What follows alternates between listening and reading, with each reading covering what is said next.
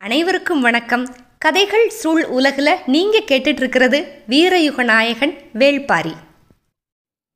பாண்டிய நாட்டை சேர்ந்த கருங்கை வாணன், சோழ நாட்டை சேர்ந்த திதியன், இவங்க ரெண்டு பேரும் ஒன்று சேர்ந்து ஒட்டுமொத்த திரையர் குல பெண்களையும் குழந்தைகளையும் கொடுமைப்படுத்தி திரையர் குலத்தோட தலைவன் காலம்பனோட குழந்தைகளை கட்டி வச்சு அச்சுறுத்தி கடைசியாக காலம்பனை வெளியில் வர வைக்கிறாங்க.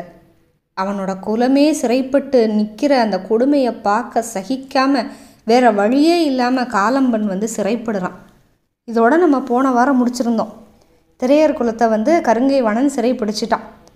இப்போ தொடர்ச்சியாக என்ன நடக்க போகுது அப்படிங்கிறத பார்க்க போகிறோம். அதாவது எப்படி இந்த திரையர் குலத்துக்காரவங்க பரமமலையை தாக்குறதுக்கு வந்தாங்க அப்படிங்கிறதுக்கான கதை இது.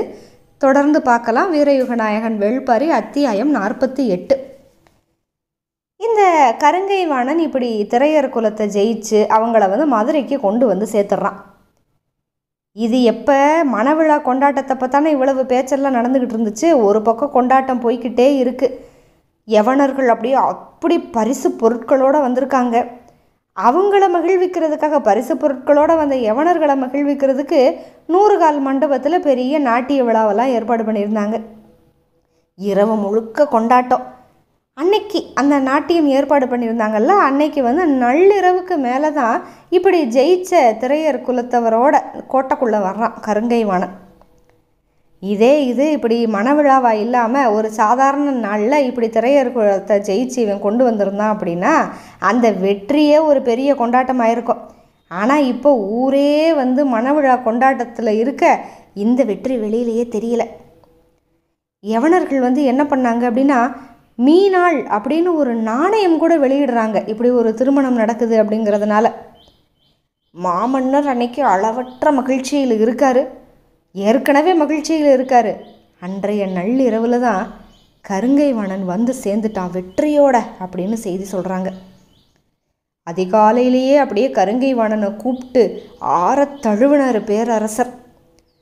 ஏன்னா சூழ்கடல் முதுவனை வியக்க வைக்கிற பரிசு பொருள் இல்லையா இது. அந்த விருப்பத்தை நிறைவேற்றிட்டான் தளபதி. அதனால் அவனோட செயலுக்கு அப்படியே பரிசுகளை அப்படியே அள்ளி வழங்கினார்.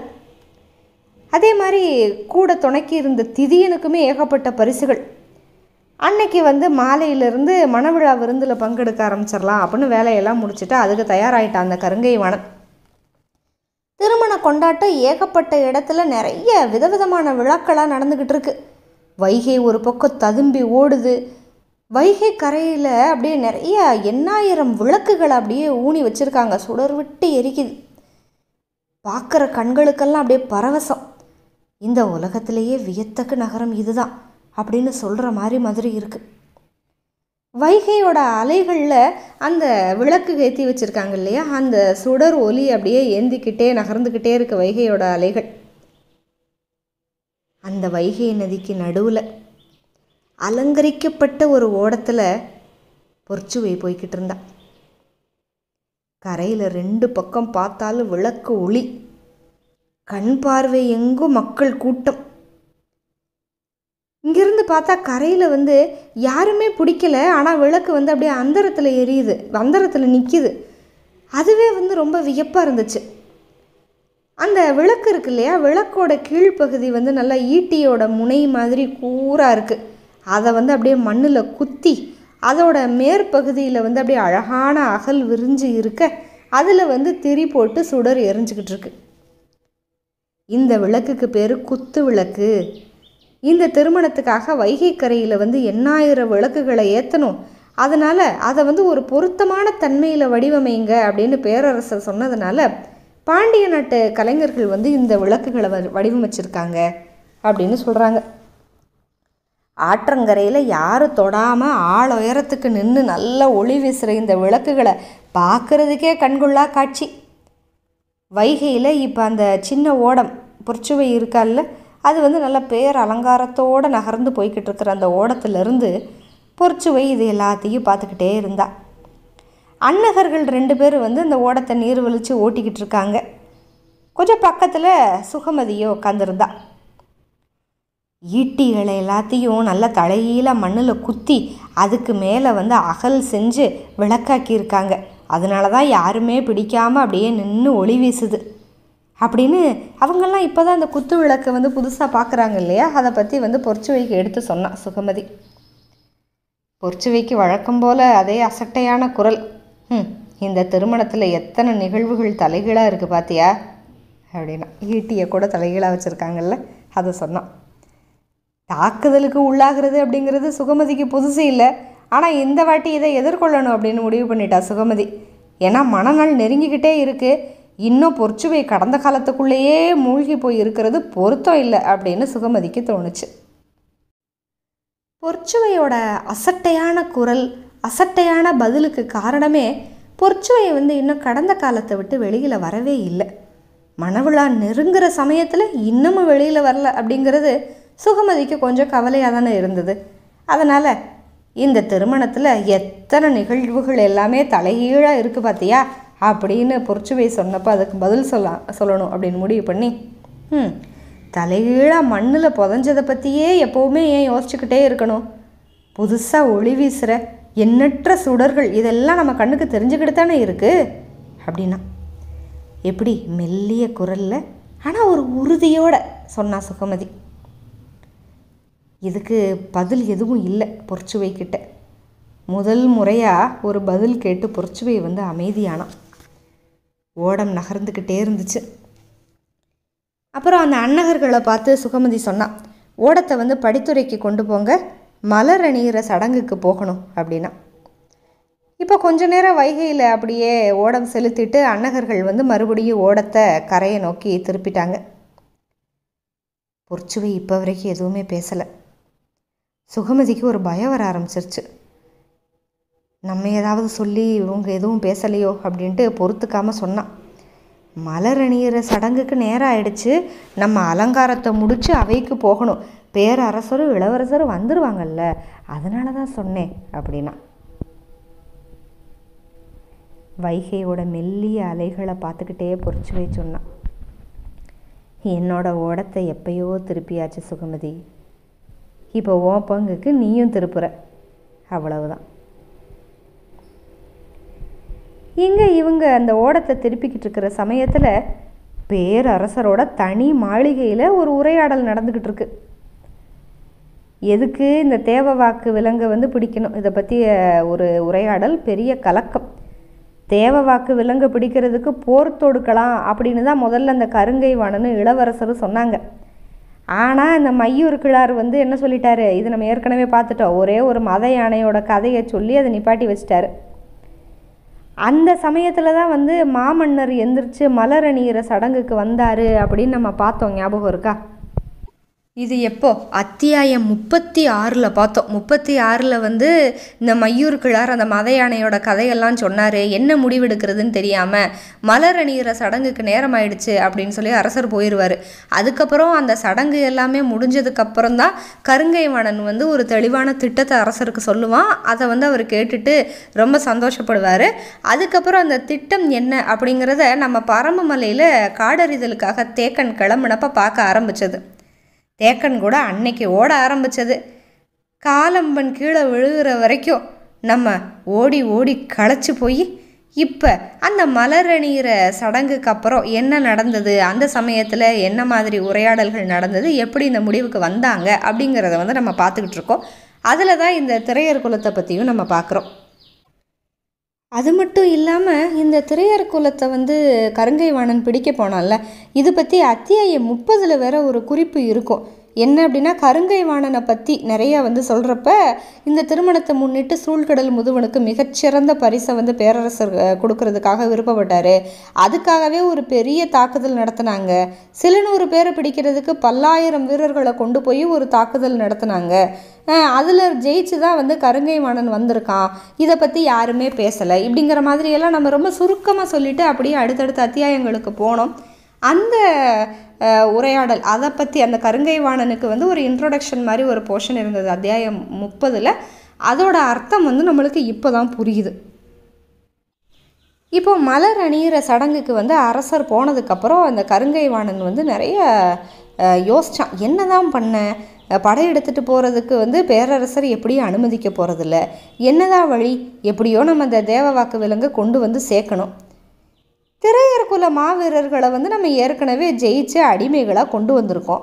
அதவே செஞ்சுட்டோம், நம்மளால் இதை செய்ய முடியாதா அப்படிங்கிறப்ப தான் அவனுக்கு தோணுச்சு, ஏன் இந்த கொண்டு வந்த திரையர்களை வச்சே இந்த காரியத்தை நம்ம பண்ண முடியாது அப்படின்னு தோணுச்சு இந்த கருங்கை வாணனுக்கு. மலர் அணியிற சடங்கு முடிஞ்சு பள்ளியறைக்கு வந்து பேரரசர் வந்ததும் கருங்கை வாணன் வந்து காத்திருந்து அவனோட திட்டத்தை சொன்னா. அதுக்கு வந்து அவர் உடனே மகிழ்ச்சி அடைஞ்சாரு அப்படின்னு நம்ம ஏற்கனவே பார்த்தோம்ல. அப்போ வந்து ரொம்ப நேரமாக காத்துக்கிட்டு இருந்தான் இந்த கருங்கை வாணன். இரவு வந்து நெடுநேரம் ஆயிடுச்சு.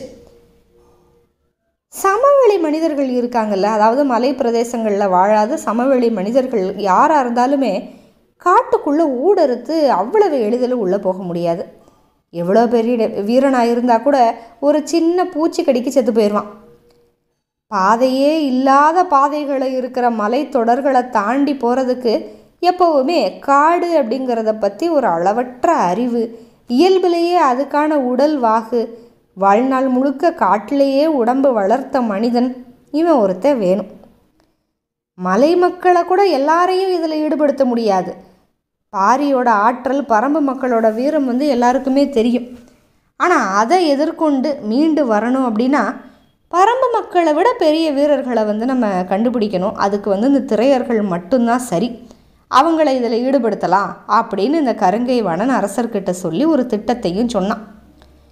ஒரு வாரத்துக்கு மேலே தேவ வாக்கு விலங்கை வந்து கொண்டு வர்றதுக்கு அரசவையில் ஏகப்பட்ட வழிமுறைகள். ஒன்று கூட பேரரசருக்கு அப்படி ஒன்றும் பிடிக்கலை. ஏன்னா பரம்போட தன்மையும் பாரியோட ஆற்றலும் அறியாமல் இவங்க எல்லாரும் பேசிக்கிட்டு இருக்காங்க அப்படின்னு தான் அவருக்கு தோணுச்சு. அப்போ அன்னைக்கு இரவு வந்து இப்படி ஒரு அற்புதமான திட்டத்தை வந்து சொல்லிடுறான் கருங்கை வாணன். இன்னைக்கு அரசவையில் நடந்த முக்கியமான உரையாடல்னால வைகக்கரையில் எண்ணாயிரம் குத்து விளக்குகள் ஏற்றின காட்சியை நான் பார்க்க முடியலையே அப்படின்னு ரொம்ப கவலையாக இருந்தேன். ஆனால் உன்னோட ஆலோசனை வந்து எனக்கு அளவற்ற மகிழ்ச்சி கொடுத்துருச்சு அப்படின்னு சொல்லி பாராட்டி அனுப்பி வச்சிட்டாரு இந்த பேரரசர். இரவோட இரவா சிறை கொட்டடிக்குள்ள நுழைஞ்சா கருங்கை வாணன். காலம்படம் நல்லா இரும்பு கம்பியை போட்டு இறுக்கி கட்டி வச்சுருக்காங்க. அவன்கிட்ட வந்து பேச ஆரம்பித்தான். போன போரில் வந்து திதியன் என்ன வேலை செஞ்சானோ அதை வந்து இப்போ காலம்பனுக்கு கொடுக்கறது தான் அவனோட திட்டம். அதாவது திதியனை வந்து கூட்டுக்கு சேர்த்து திதியனை வச்சு அழிச்சான்ல காலம்பனை, அதே மாதிரி இப்போ காலம்பனை கூட்டுக்கு சேர்த்து காலம்பனை வச்சு பாரி அழிக்கிறது தான் திட்டம். ஆனால் அப்படி ஒன்றும் எளிது கிடையாது. கடற்பயணத்துக்கு வலிமை மிகுந்த அடிமைகள் எங்களுக்கு தேவை. அதனால தான் உங்களை சிறைப்பிடிச்சோம். ஆனால் எதிர்பாராத காரணத்தினால இப்போ நாங்களே உங்களுக்கு வந்து உதவி செய்கிறோம். சுற்றி கவச வீரர்கள் நின்றிருந்தா கூட அந்த கணத்தில் கருங்கை வாணனை கொலை பண்ணுறதுக்கு காலம்பண்ணால் முடியும். ஆனால் கொலமே சிறைப்பட்டு இருக்கு. அமைதியாக இருக்கிறது முறைன்னு அமைதியாக இருந்தான். கருங்கை வாணன் சொன்னது அவன் காதில் கூட விழுகலை.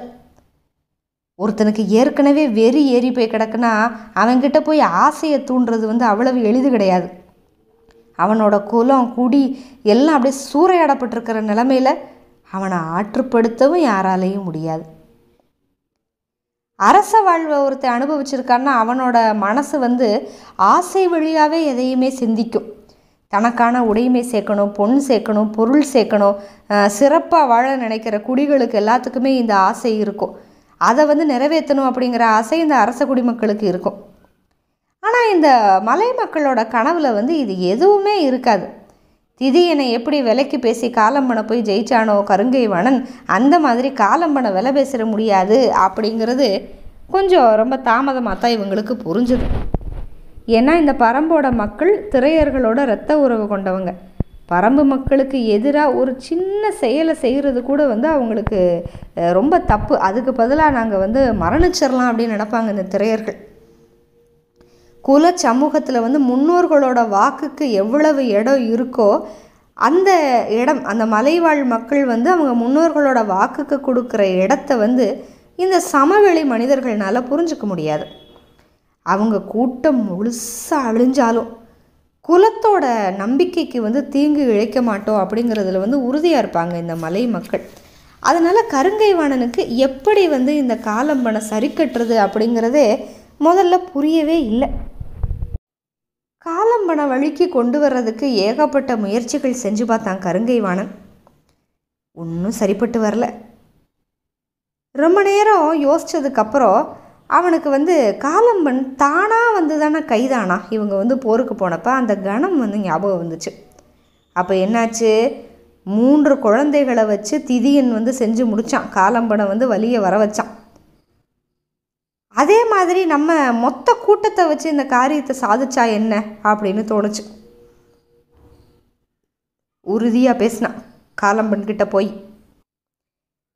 எங்கள் பேரரசுக்கு இப்போ தேவை வாக்கு விலங்கு ரொம்ப தேவை.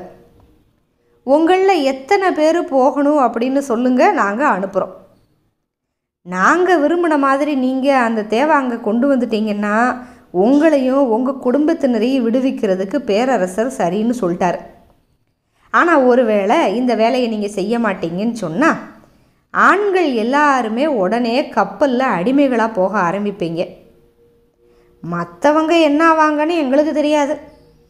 ஒரே ஒரு உத்தரவில் எல்லாம் முடிஞ்சிடும். நாளைக்கு காலையிலேக்குள்ளே முடிவை சொல்லுங்க அப்படின்னு சொல்லிட்டு போயிட்டான் இந்த கருங்கை வாணன். இந்த செய்தியை கூட்டத்தில் இருக்கிற எல்லாருக்கும் சொன்னாங்க. காலம்பன் ஆனாலும் ஒத்துக்கலை, கடைசி வரைக்கும் மறுத்தான். ஆனால் அந்த திரையர் குலத்தில் சிறைப்பட்ட ஒரு கிழமை சொன்னான், உயிர் நமக்கு என்றைக்குமே ஒரு பொருட்டு இல்லை. ஆனால் கருங்கை வாணனை கொல்லுறதுக்கு ஒரு வாய்ப்பு இருக்குது. அதுக்காக இதை நீ பயன்படுத்திக்கலாமே, பயன்படுத்தி கருங்கை வாணனை கொலை பண்ணிடலாமே அப்படின்னு சொல்லவும் இப்போ காலம்பனுக்கு இது ஒரு புதிய திசையை காட்ட ஆரம்பிச்சிருச்சு. இங்கே பாரு காலம்பா, பரம்போட மக்களையெல்லாம் இவங்க பிடிச்சிட்டு வர சொல்லலை, அந்த விலங்கை மட்டும்தான் கொண்டு வர சொல்கிறாங்க.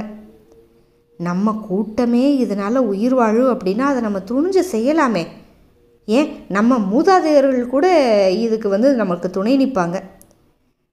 நம்ம இடத்துல வச்சு நம்மளை சிறைப்பிடிச்சு அவங்க இடத்துல வச்சு நம்மளை விடுவிக்கிறேன்னு சொல்கிறாங்க. இதை பயன்படுத்துவோம், நாளைக்கு இதுவும் மாறும் அப்படின்னு அந்த கிழமை சொல்ல காலம்பனுக்கு அப்படியே மனசு மாறுது. மறுநாள் காலையில் காலம்பன் உள்பட ஒரு 30 பேரை விடுவிச்சு இப்படி அனுப்புகிறாங்க. இப்போ நம்ம நேராக அங்கேருந்து பாரிக்கு முன்னால் அப்படியே கால்கள் சரிய மண்டிடுறாள காலம்பன் அங்கே வந்துடுவோம் பரம்பு மலையில். இந்த கதையை இப்போ காலம்பன் முழுசாக சொல்லிட்டான் பாரிக்கிட்ட. காலம்பன் நடந்ததை சொல்லிக்கிட்டு இருக்கிறப்பவே பாரியோட கால்கள் நடுங்க ஆரம்பிச்சிருச்சு. அவனோட சொற்கள் அப்படியே பாரியோட உள் எலும்புகள் அப்படியே நொறுக்கிக்கிட்டு இருக்கு. இவங்க எல்லாருமே திரையர் கூட்டத்தை சேர்ந்தவங்க அப்படின்னு உணர்ந்த கணம் பாரியோட மூச்சு காத்தே அப்படியே உறைஞ்சு போச்சு. காலம்பனோட பாறை மாதிரி தாக்குதலை எதிர்கொண்ட பாரியினால் காலம்பன் இப்போ அப்படியே வலியில் முணங்கிக்கிட்டு சொல்கிற சொற்களை தாங்க முடியலை. அந்த துயரத்தோட கொடூரம் அப்படியே காதில் வாங்க முடியலை பாரியினால். ஐயோன்னு வெடிச்சு செதறிட்டான் இந்த கதையை கேட்டுட்டு. என்னோட மூதாதையர்களையா நான் இவ்வளவு நேரம் கொன்று ஒழிச்சேன்? பெரியாத்தா தூதுவையோட குல கொடிகளையா நான் கொலை பண்ணேன்? பாரியோட குரல் வலையிலிருந்து அப்படியே சொற்கள் வெளியில் அப்படியே பாரியவே அதை சாய்ச்சி சரிச்சு கீழே தள்ளிச்சு. அதை விட அதிகமாக இருந்தது காலம்பனோட கதறல். ஐயோ, நீங்கள் தப்பு பண்ணலை, தப்பு செஞ்சது நாங்கள். எங்களோட குலம் காக்கிற எண்ணத்துக்காக தெரிஞ்சே தப்பு செஞ்சிட்டோம். சூலிவேளோட குலத்தையே கொன்று ஒழிச்ச கொடியவே நான். இனியும் நான் உயிரோடு இருக்கக்கூடாது அப்படின்னு சொல்லி இடுப்பில் இருந்த குத்துக்கோலை உருவி தன்னோட கழுத்தில் அப்படியே சொருகிறதுக்கு துணிஞ்சிட்டான் காலம்பன். அந்த சொருக துணிஞ்ச அந்த கன நேரத்தில் பாஞ்சு காலம்பனை தடுத்துட்டாரு தேக்கன். இடது கை ஒடிஞ்சு கட்டு போடப்பட்ட நிலைமையில் ஒரு கையை வச்சு காலம்பனை தேக்கன் தடுத்தப்ப அந்த முகத்தை நேருக்கு நேராக பார்க்க முடியல காலம்பனால். காலில் விழுந்துட்டான். நீங்கள்லாம் எங்களோட தாயாதி, உங்களை கொன்று குமிச்ச கொலைகாரர்கள் நாங்கள் அப்படின்னு சொல்லி சொல்லி கதற ஆரம்பித்தான். அவனோட கதறுற அந்த கையை கட்டுக்குள்ளே கொண்டு வர்றதுக்கு பரம்பசேத்தை யாருனாலேயுமே முடியல, யாராலையும் எதுவும் செய்ய முடியல. சூழலோட அவலம் தாங்கிக்க முடியல. பரம்பு மலையில், அந்த கடைசி மலை, அந்த சரிவில் யாராலையும் எதுவுமே செய்ய முடியாத ஒரு நிலைமை.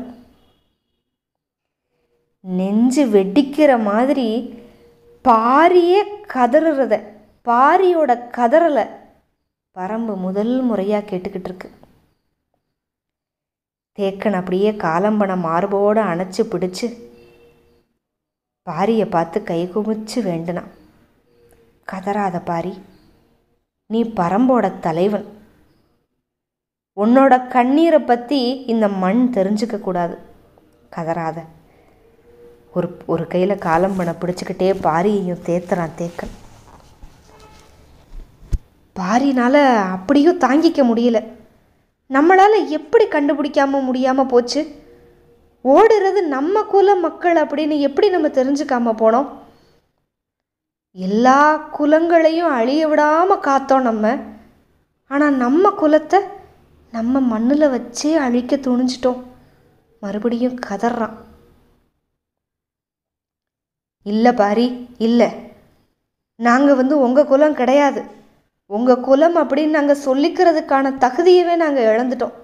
தயவு செஞ்சு என்னை கொன்று, நாங்கள் செஞ்ச இந்த இழிச்செயலுக்கு அதுதான் கைமாறு அப்படின்னு சொற்கள் வழியாக சாவோட கதவை வெறியோட முட்டிக்கிட்டு இருக்கான் ஒரு பக்கம் காலம்பன். எந்த கையை வச்சு காலம்பன் தன்னோட காலடியை பிடிச்சு வணங்கினானோ அந்த கையை அப்படியே ஏந்தி தன்னோட முகத்தில் அப்படியே அரைஞ்சுக்கிட்டு துடிக்கிறான் பாரி. மூதாதை தூதுவை என்னை மன்னிப்பாளா அப்படின்னு கதறுற பாரியோட குரல் கேட்டு இப்போ தேக்கனே நில குலைஞ்சிட்டாரு. ஒரு பக்கம் பாரி இப்படி கதறான். தன்னோட குலத்தை காக்கிறதுக்கு பாரி அப்படிங்கிற மனிதனை கொல்ல துணிஞ்சனே அப்படின்னு இன்னொரு பக்கம் முகத்தில் அரைஞ்சுக்கிட்டு அலறான் காலம்பன். இணையற்ற வீரர்கள் 2 பேரும் உதிர்க்கிற கண்ணீர் சுற்றி இருக்கிற யாருனாலேயே தாங்கிக்கவே முடியல. அதுக்குள்ளே இப்போ வேட்டூர் பழையனும் சேர்த்துட்டான். அவலத்தை யாருனாலேயும் பார்க்க முடியல, யாருனாலையும் ஆற்றுப்படுத்த முடியாத ஒரு சூழல். 2 பேருமே உணர்வோட பேரலையில் அப்படியே கிழிபட்டுக்கிட்டு இருக்காங்க. பழையன் அப்படியே சுற்றி சுற்றி பார்த்தாரு. என்னது இது? இப்போ நிலைமையை யாராவது மாற்றியே ஆகணுமே அப்படின்னு ஒரு பெரிய குரலில் கத்துனார். பாரி, அழுகிறதுக்கு இது நேரம் கிடையாது. வீழ்ந்தவர்களை காப்பாற்றணும், அடுத்து என்ன செய்யணுங்கிறத யோசிக்கணும், அதை செய்யி. ஒரே சொல் சூழலையே புரட்டி போட்டார் பழையன். பழையனோட குணமே இதுதான். ஏதாவது தப்பாக நடந்தால் கூட தன்னோட சொல்ல வச்சு அதை நன்மையாக மாற்றிடுற சக்தியை நம்ம முத பழையன்கிட்ட இருந்து தான் கற்றுக்கிட்டோம். காக்கா விருச்சியோட தாக்குதல் அப்போ பழையன் அவரோட சொல் வச்சு தானே எல்லாத்தையுமே மேடைத்து வெளியில் கொண்டு வந்தார். அதே மாதிரி இங்கேயும் ஒற்றை சொல் கொண்டு சூழலையே புரட்டி போட்டார் பழையன். மனித மனத்தோட அந்த இயக்கும் விசை இருக்குல்ல, அதை கண்டுபிடிக்கிறது கலைகளோட உச்சமா. ஏன்னா தேக்கன் சிக்கலுக்குள்ளேயே தன்வயப்பட்டுட்டார். அதனால் அவராலையும் இதை செய்ய முடியலை. இப்போ நிலைமையை கையில் எடுக்க வேண்டிய கடமை பழையனுக்கு சேர்த்துருச்சு. பழையன் எடுத்துட்டார் நிலைமையை கையில். அந்த சொல்லுக்கு அப்புறம் அந்த பாரியோட கதறல் அப்படியே உருமாற ஆரம்பிச்சிருச்சு. ஒருத்தரையும் சாக விடக்கூடாது, நம்ம திரையர் குலத்தில் எத்தனை பேரை வீழ்த்தணுமோ எல்லாத்தையும் காப்பாற்றணும் அப்படின்னு பதறான் பாரி. இப்போ கண்ணீரும் அவலமும் மரணத்தை வெல்ற வெறி ஆயிடுச்சு. பழையனோட வீரர்கள் வந்தாங்கல்ல, அவங்க அப்படியே காடு முழுக்க நுழைஞ்சாங்க. யார் எங்கெங்கே விழுந்தாங்க அப்படிங்கிறது பாரிக்கும் தேக்கனுக்கும் துல்லியமாக தெரியும். குறிப்புகளை சொல்லி சொல்லி எல்லா இடங்களுக்கு வீரர்களை அனுப்புனாங்க. ஊரில் இருந்த வயசான மருத்துவர்கள் அப்படியே தோளில் தூக்கிக்கிட்டு காடு முழுக்க ஓடுறாங்க பரம்போட மக்கள் அந்த திரையர் குலத்தில் அடிபட்டு விழுந்தவங்களை காப்பாற்றுறதுக்கு. கொம்பேரி மூக்கனோட நஞ்சா இருந்திருந்தா பிழைக்க வைக்கிறதுக்கு எந்த முயற்சியும் எடுக்க முடியாது. ஆனால் கொடிமூக்கனோட நஞ்சு அப்படிங்கிறதுனால முயற்சி எடுக்கிறோம் அப்படின்னாங்க மருத்துவர்கள். அளவனுக்கு கொம்பேரி மூக்கம் கிடைக்காம கொடிமூக்கம் கிடைச்சது எவ்வளவு நல்லதாக போச்சு பாருங்க. உறுதியாக எல்லாத்தையும் காப்பாற்ற முடியும் அப்படின்னு அவங்க சொன்ன சொல்லே பாரியோட துயரத்தை அப்படியே கட்டுப்படுத்திருச்சு. அவனும் பாரியோ விழுந்தவர்களை நோக்கி ஓடணும் அப்படின்னு நினச்சான். காலம்பனால் காலெடுத்து வைக்க முடியல. அவனுக்கு குற்ற உணர்வு அப்படியே முழு ஆற்றலையும் முழுங்கிருச்சு. இந்த மண்ணில் நடக்கிற தகுதியை நான் இழந்துட்டேன் பாரி அப்படின்னு அவனோட மனசு மன்றாடிக்கிட்டே இருந்துச்சு. தாங்க முடியாத அவலத்தில் நிலத்தடுமாறுற திரையர் குல தலைவனை தனியாக விடுறதுக்கு பாரியினால் முடியலை. அவனை தாங்கி பிடிக்கிறதுக்கு 2 கையையும் ஏந்தினான். பாரி காலம்பன் 2 பேருமே இணை, 2 பேருமே சமமான ஒரு வீரர்கள். திரையர் குலத்திலிருந்து வந்தவன் தான் பாரி கூட. 2 பேரும் தாயாதிகள். காலம்பனோட வீரத்தை எதிர்கொள்ள முடிஞ்ச பாரியினால் அவனோட வேதனையை எதிர்கொள்ள முடியல. தான் செஞ்ச தப்ப காலம்பன் மன்னிப்பானா அப்படின்னு பாரி ஒரு பக்கம் ஏங்குறான். மன்னிக்கவே கூடாத கொடிய வேணா, என்னை கொன்று அழிச்சிரு பாரி அப்படின்னு ஒரு பக்கம் காலம்பன் மன்றாடுறான். வெல்ல முடியாத தோல் வலிமை கொண்ட 2 பேரும் ஒருத்தரோட அரவணைப்பில் இன்னொருத்தவங்க அப்படியே நிலை கொண்டாங்க. இப்போ சாஞ்ச வீரர்கள் எல்லாத்தையும் காப்பாற்ற போனாங்கல்ல. கழுத்தில் அம்பு பாஞ்சவனை காப்பாற்ற முடியல. மற்ற இடங்கள்ல எல்லாம் அம்பு பாஞ்ச எல்லாரையுமே காப்பாற்றிடலாம் அப்படின்னு மருத்துவர்கள் உறுதியாக சொன்னாங்க. பொருத்தமான மூலிகைகளை கொண்டு சிகிச்சை ரொம்ப தீவிரமாக நடந்துச்சு. உயிர் மீட்கிற களத்தில் மூலிகைகளை ஏந்தி நிற்கிற பரம்போட மருத்துவன் எளிதில் தோக்குறதே கிடையாது. சுண்டா பூனையினால் இரத்த சிலந்தினால் செத்து போனாங்கல்ல, அவங்கள தவிர மற்ற எல்லாத்தையும் காப்பாற்றுற வேலை நடந்துக்கிட்டே இருந்துச்சு. பாரி அந்த மருத்துவ குடிலை விட்டு வெளியில் வரவே இல்லை. கண்ணில் கருஞ்சொரக்காயை எரிஞ்சு கொஞ்சம் பேரை தள்ளினாங்கல்ல அவங்க, அப்புறம் சுண்டா பூனையோட தாக்குதல்னால கை கால்களை இழந்தவங்க, இப்படி 3 பேர். இந்த 3 பேருக்கு சிகிச்சை ஒரு பக்கம் தீவிரமாக நடந்துச்சு. அவங்கள உயிர் பிழைக்க வச்சிட முடியும். ஆனால் உடல் உறுப்புகள் இழந்தது தான். பாரியோட இணைஞ்சு போரிட்ட 2 வீரர்கள் அவங்க ஏற்கனவே இறந்துட்டாங்க.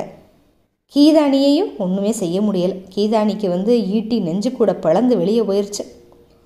அவங்களோட உடல்கள் அவங்கவுங்க ஊருக்கு எடுத்துகிட்டு போய் புதைச்சாங்க. கீதானியை எவ்வியூருக்கே தூக்கிட்டு வந்துட்டாங்க. தாய்மார்களோட அழுகை அப்படியே ஊரையே உலுக்குச்சு. கீதானியோட வேகம் துடிப்பு அப்படியே பாரியோட கண்ணை விட்டு அகலலை. பெருகிற கண்ணீரை காலம்பன் பாத்திரக்கூடாதுன்னு கூட கட்டுப்படுத்திக்கிட்டு இருந்தான். ஆனால் முடியலை. கீதானியை நோக்கி ஈட்டி எரிஞ்ச தன்னோட கையை வெட்டி எரியணும் போல இருக்குது காலம்பனுக்கு. ஆனால் அந்த கையை இப்போ நெஞ்சோடு அணைச்சி பிடிச்சிக்கிட்டு இருக்கான் பாரி. இறந்து போன திரையர்களோட கீதானியையும் ஒன்றா சேர்ந்து புதைச்சாங்க. கொன்ன எல்லாரும் ஒன்று சேர்ந்து கொல்லப்பட்டவர்களுக்காக அழுது புலம்புனாங்க. குல சமூகத்தில் மரணங்களை கண்ணீர் கொண்டு கடக்கிறது மரபு கிடையாது. ஆனால் இப்போ அதை தவிர என்ன பண்ணுறதுனே தெரியல. புதவுளிகளை மண் மூடுறதை பார்க்க முடியாமல் அந்த இடத்த விட்டு வெளியில் வந்தது தேக்கன் தான். ஏன்னா தப்பு பண்ணது நான் தான் அப்படிங்கிற எண்ணம் தேக்கனோட மனசில் ரொம்ப உறுதியாயிருச்சு. 3 மலைகளை கடந்து கொற்றவையோட கூத்துக்களத்துக்கு வந்திருக்காங்கன்னா அது யாரால முடியும்? திரையர்களை தவிர. இதை முதலையே நான் கணிக்காமல் விட்டுட்டனே. பதட்டத்தில் தப்பு பண்ணது நான். அந்த முதல் தப்பு தான் அடுத்தடுத்த தப்புகளுக்கு காரணமாயிருச்சு. அவரோட மனசு அப்படியே உறுதியாயிடுச்சு. வேந்தர்களோட வீரர்களுக்கு இவ்வளவு ஆற்றல் இருக்காது, அதை விட ஏதோ ஒரு உயர்ந்த காரணத்துக்கு தான் இது நடக்குது அப்படின்னு பாரி அப்போவே சரியாக கணிச்சான். அப்போ கூட எனக்கு புரியலை. தனியாக புலம்பி அப்படியே தவிச்சு ஆறாத அழுது வடிகிற கண்ணீர் நிற்கவே இல்லை. தேக்கனா இது அப்படின்னு பார்க்குறவங்கனால நம்பவே முடியல. அப்படி அழுகிறார். இவ்வளவு நிகழ்ச்சி நடந்துருச்சு. எவ்வியூருக்கு உடல்கள் கொண்டு வந்துட்டாங்கல்ல. இப்போ நம்ம கபிலர் அங்கே தானே இருக்கார். எல்லாத்தையும் கேள்விப்பட்ட கபிலர் அப்படியே நில குலைஞ்சு போயிட்டார். குலசேகர பாண்டியன் ஏன் இந்த முடிவெடுத்தான்?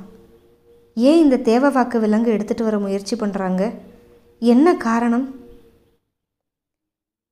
ஒரு பக்கம் பழையந்தா வேலைகள் எல்லாத்தையும் ஒருங்கிணைச்சிக்கிட்டு இருக்காரு. தேக்கனால் எதுவும் பண்ண முடியல. பாரி முழுசாக உடஞ்சி போயிருந்தான். புதைக்கப்பட்ட இடத்துல மறுநாள் நீர் எடுத்து ஊற்றி செடி நட்டாங்க. மாணவர்களை கசப்பில் இருந்து மீட்கிற வழிமுறைகளை செய்ய ஆரம்பித்தாங்க. காடறிதல் தான் நின்று போச்சே. அவங்களோட காயங்களுக்கு ஒரு பக்கம் சிகிச்சை. அளவன் கடைசியாக மிகப்பெரிய பள்ளத்தில் உருண்டான் அப்படின்னு சொன்னோம், ஞாபகம் இருக்கா? அவன் ரொம்ப கடுமையாக பாதிக்கப்பட்டிருந்தான். காலம்பனை தன்னோட மாளிகையிலேயே தங்க வச்சுக்கிட்டான் பாரி. தன்னோட மொத்த குலமும் அடிமையாகி இழுத்து செல்லப்பட்டு அதை மீட்கிற ஒரு வாய்ப்பு வந்தப்ப செய்யலாமா வேணாமான்னு பெருங்குழப்பத்துக்கு உள்ளாகி செய்ய துணிஞ்சு அதுவும் இப்போ கைகூடாமல் போன நிலையில் இருக்கிற காலம்பனை பற்றி யோசிச்சுக்கிட்டே இருக்கான் பாரி. இப்போ இந்த செய்தியெல்லாம் தெரிஞ்சு தென் திசை காவலன் கூழையன், வடதிசை போயிருந்த முடியன் எல்லாம் எவ்வியூர் வந்துட்டாங்க. ஏன்னா அவங்க எல்லாரும் சேரனோட முயற்சிகளில் தான் கவனத்தை குமிச்சிருந்தாங்க. இது அவங்களால புரிஞ்சுக்க முடியலை. இதை பற்றி பேசுகிறதுக்கு தேக்கன் பாரியை தேடி வராரு. எவ்வியூரோட உச்சிப்பாறை மேலே பாரி இருக்கிறதா சொன்னாங்க. அங்கே போனார். மாலை நேர கதிரவன் அப்படியே மறைஞ்சிக்கிட்டு இருந்தான். பாரி தனிமையில் உட்காந்துருக்கான். பெரிய கவலை. காலம்பனோட தாக்குதல் நடந்ததுக்கப்புறம் தேக்கனும் பாரியும் பேசிக்கவே இல்லை. தேக்கன் வந்ததுமே அதுக்காகவே காத்துக்கிட்டு இருந்த மாதிரி பேச ஆரம்பித்தான் பாரி. தன்னோட குலத்தை காப்பாற்றுறதுக்கு தானே காலம்பன் இந்த முயற்சியில் ஈடுபட்டான்.